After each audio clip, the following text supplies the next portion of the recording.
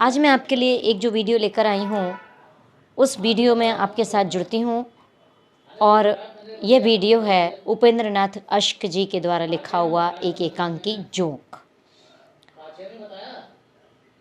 MA प्रथम semester के विद्यार्थी लोगों के तृतीय प्रश्न पत्र में एकांकी चल रहा है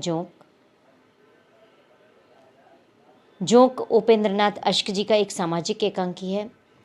एकांकी में जो लेखक है उसने बताने का प्रयास किया है कि हमारे घर में मेहमान जब आ जाता है तो वो परिवार में आकर जोक की भांति चिपक जाता है।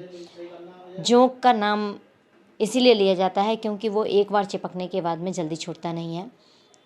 तो शुरू होती है एकांकी की कथावस्तु इस तरह से कि जोक एकांकी की कथावस्तु में एक मध्यवर्गीय साधारण परिवार से संबद्ध है। इसमें समाज की एक ज्वलंत समस्या पर विचार किया गया है।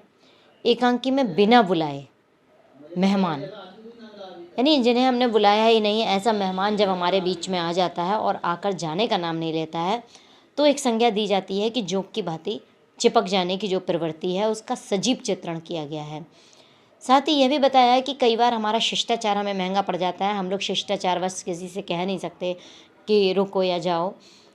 तो एकांकी में बनवारी लाल जो हैं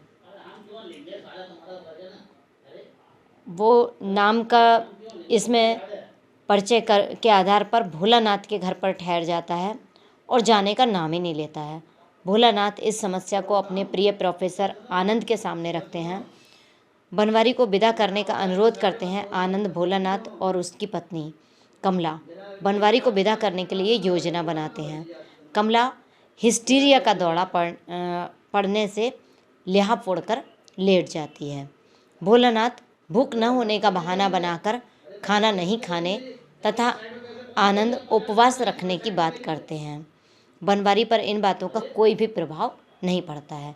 कई बार ऐसा होता है कि हम लोग जो है किसी भी मेहमान को वापस जाने के लिए जब नहीं कह पाते हैं तो तरह तरह के हम लोग उपाय अपनाते हैं।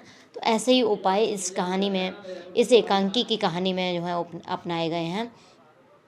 एकांकी का जो दूसरा दृश्य आता है उसमें आनंद भोलानाथ से बनवारी के लिए स्पष्ट रूप से चले जाने के लिए कहने का परामर्श देता है। भोलानाथ शिष्टता के कारण ऐसा नहीं कर पाते हैं।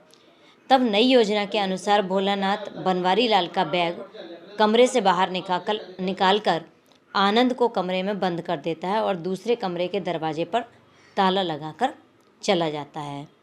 इसके पश्चात बनवारी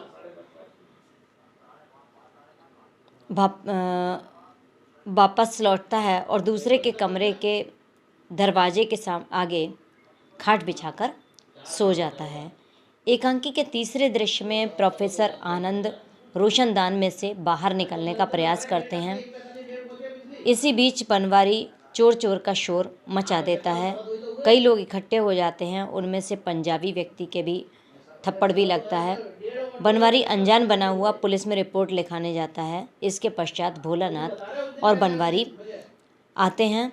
यह मामला यहीं समाप्त हो जाता है। भोलानाथ पत्नी की तबीयत खराब होने का बहाना बनाकर गुरदासपुर जाने की तैयारी करते हैं, जिसमें बनवारी लाल अपने घर चला जाए। जिससे कि गुरदासपुर में कमला के बड़े भाई म्यूनिसिपल कमेटी में हेड क्लर्क हैं। यह सुनकर बनवारी लाल भी तुरंत